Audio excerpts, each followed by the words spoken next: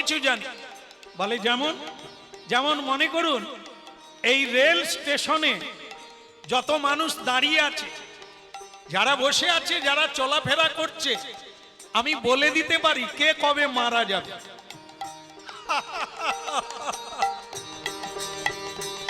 কিরে পেটে ভাত নাই, তোর ভিতরে এত বড় বিদ্যা, তুই তো চেম্বার খুলে বসলে তোর অভাব হবে না।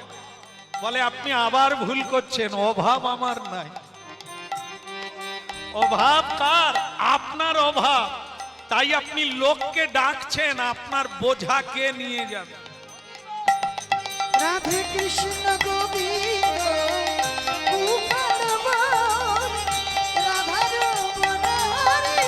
কৃষ্ণ কৃষ্ণ গিরিধারী বল, গিরিধারী বল,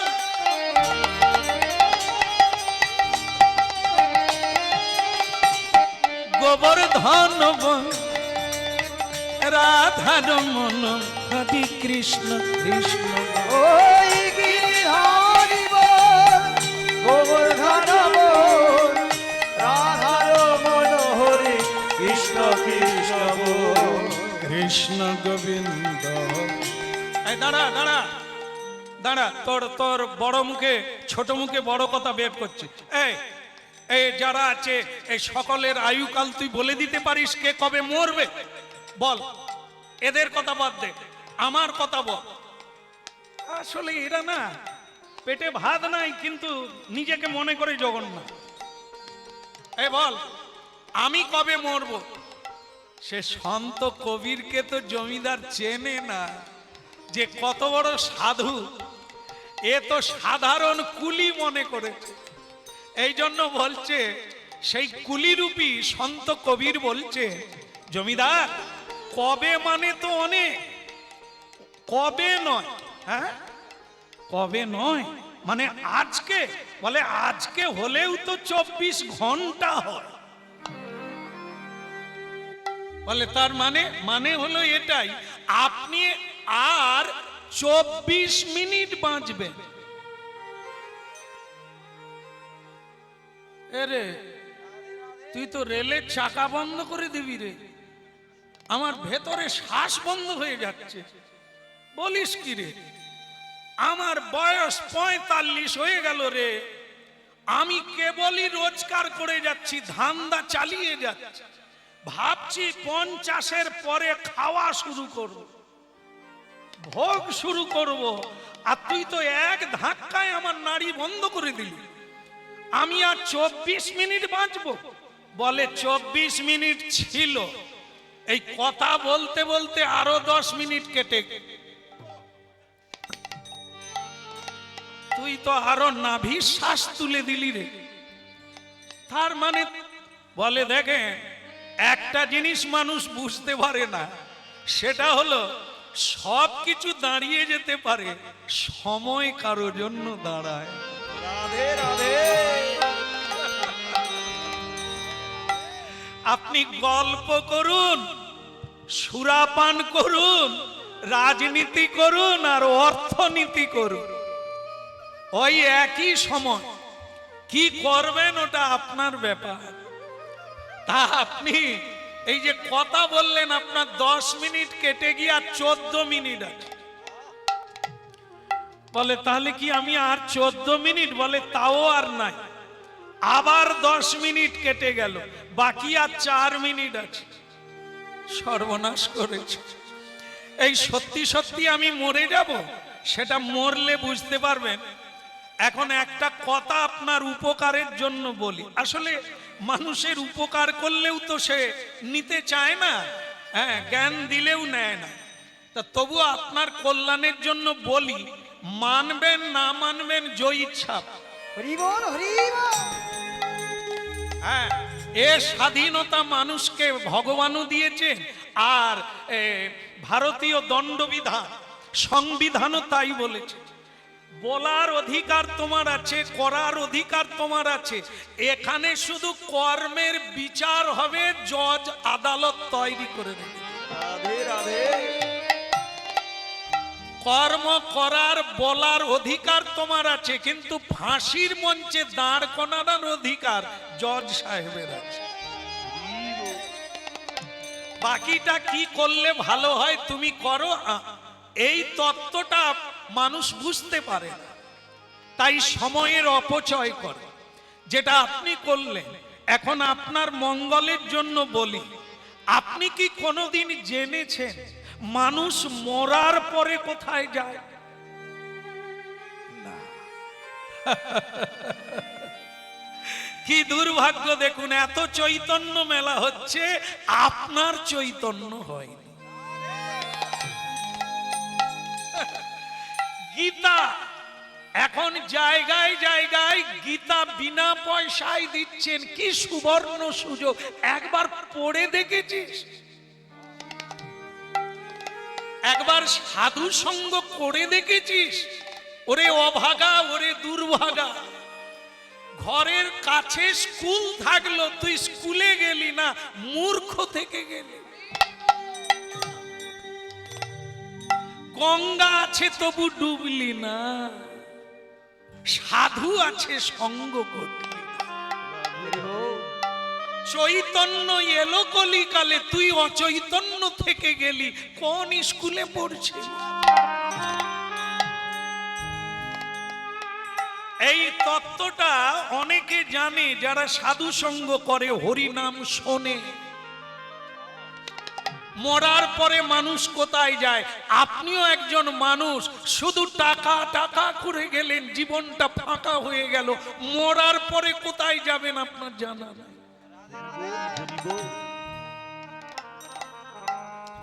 মরার পরে দুটো জায়গায় মানুষ যায়, একটা হলো মানুষের ব্যবহার, একটা অমানুষের ব্যবহার।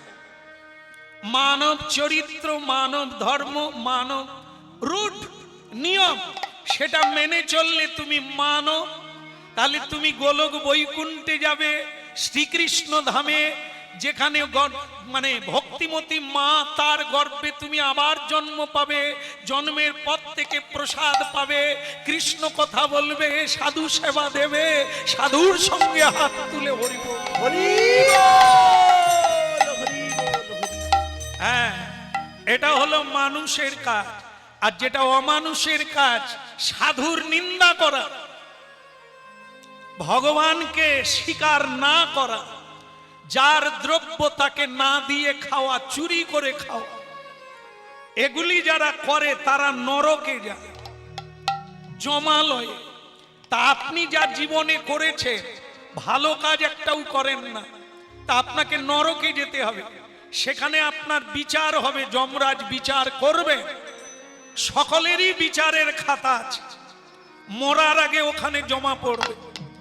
সবাইকে কাঠগড়ায় দাঁড়াতে হবে। দাঁড়ি পাল্লার দুটো দিক, একদিকে তোমার কর্ম, আর একদিকে তোমার ফল। সেই অনুসারে তোমার বিচার হবে। তবে আমি হাত জোড়ো করে, আপনারা 3 মিনিট আছে, আপনি আর 3 মিনিট বাঁচবেন। আপনাকে আমি একটা কথা বলি, মানবেন কিনা আপনি চিন্তা করে দেখবেন। আপনার যখন বিচার হবে না, আপনি বলবেন যে আমি পুণ্য ফলটা আগে নেব, বাস, আর কিছু আমার বলার নেই।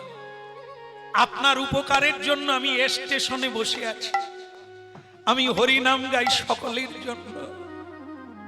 যারা দাঁড়ায় তারাও শোনে, যারা দাঁড়ায় না তাদের কানেও পৌঁছে।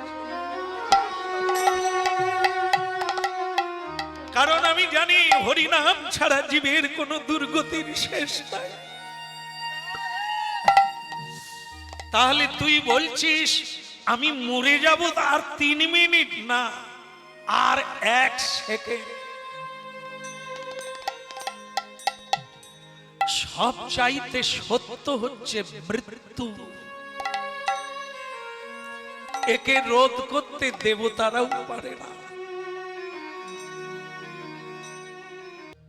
না না, আমি অবাক হয়ে যাই, আমি একটা লোক পাচ্ছি না, এখানে বসে বসে গান গাইছো। দেখুন তো, আরে তুই তো গান গাইলে মন ভরে, পেট ভরে না, এদেরকে বোঝাবে কে বলুন? খালি কীর্তন গাইছে। কীর্তন গাইলে, গান গাইলে মন ভরে, পেট ভরে না, হতভাগা। এদিকে আয়, ছেঁড়া জামা কাপড় পরে আছিস, পেটে খেতে পাস না, পেট দড়ি হয়ে গেছে, আয় আমার বোঝাটা বাড়িতে দিয়ে আসবি, আয়। যা চাইবি তাই পাবি। গরিব মানুষ কোথাকার, পেটের জ্বালায় বসে আছিস স্টেশনে। এদিকে আয়। সেই ছেলেটা এলো, গান গাওয়া ছেলেটা, এসে বললেন, আপনি কি করে বুঝলেন যে আমি গরিব মানুষ, আমার অভাব আছে, কি করে বুঝলেন?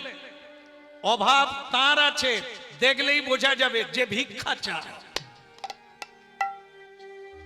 যে কারো কাছে হাত পাতে, ও ভিখারি, ওর অভাব আছে তাই ভিক্ষা চায়। আমি কি আপনার কাছে ভিক্ষা চেয়েছি? আপনি আমাকে গরিব বললেন কেন? আমার কোনো অভাব নাই, শুধু আপনার বোঝা নিয়ে যাওয়ার কেউ নাই, তাই আমি এলাম। তা বলে, কত নিবি? লাগবে না, বিপদে পড়েছেন, বোঝাটা দিয়ে আসবো। জীবনে তো অনেক করলে, কাউকে একবার শেষের দিনে ডাকবেন, কে আপনার সামনে আসে? ও কেউ আসবে না, সবাই নেবে, কেউ দেবে না। হ্যাঁ, তা যাকে বোঝাটা আমার মাথায় তুলে দেন, আপনার বাড়িতে দিয়ে আস, চলুন। এখন ওই যেতে যেতে ছেলেটি গান গাইছে। এই ছেলেটির পরিচয় পেলে আপনারা অনেকে হয়তো জানেন, ভারতবর্ষে তাকে সাধু সজ্জনেরা জানে। তার নাম হচ্ছে জোলা তাঁতি কবির, সন্ত কবির। হ্যাঁ, মন দিয়ে শুনবে, সন্ত মানে সাধু। ও তাঁতি কিংবা মুসলিম কিংবা হিন্দু এটা নিয়ে না, এগুলো নিয়ে যারা মাথা ফাটাফাটি করে, যারা মারপিট করে, এরা মূর্খেরও মূর্খ। ভজনের কোনো জাতি হয় না, মানুষের কোনো জাতি হয় না। জাতি হলো একটা, সে হলো তুমি কৃষ্ণের দাস। এই জন্য এই সন্ত কবির সারা ভারতবর্ষের হিন্দু, মুসলিম, খ্রিস্টান তাকে প্রণাম জানায়। সেই কবির ছদ্মবেশে রেলওয়ে স্টেশনে বসে আছেন জীবের কল্যাণের জন্য। যেমন আপনারা জানেন যে বিদ্যাসাগর জিও একদিন কুলির কাজ করেছিলেন। কুলি কুলি করে এক জমিদার চিৎকার করেছিলেন, স্বয়ং বিদ্যাসাগর এসে বলেছিলেন, আমাকে আপনার জিনিসপত্রগুলো দেন। বিদ্যাসাগরকে তিনি জানতেন না, কিন্তু বিদ্যাসাগর মহাশয় তার সব জিনিসপত্র মাথায় করে বয়ে তার বাড়িতে দিয়ে আসলেন। পরে তিনি যখন জানতে পেরেছিলেন, তিনি লজ্জিত হয়ে সাক্ষাৎ করতে গিয়েছিলেন। আপনি পরিচয় দিলেন না, পরিচয় তো ব্যবহারে, নামে নয়। হরি বল, হরি বল। দেখো, এ জগতে কুলি সকলে, কুলি কেউ একজনা দুজনা নয়, সকলেই বোঝা বয়ে বেড়াচ্ছে। ভুলের বোঝা, পাপের বোঝা, অপরাধের বোঝা কে বয় না? সকলেই তো কুলি। তা তুমি কুলি কুলি করে মানুষগুলোকে ছোট করছো কেন?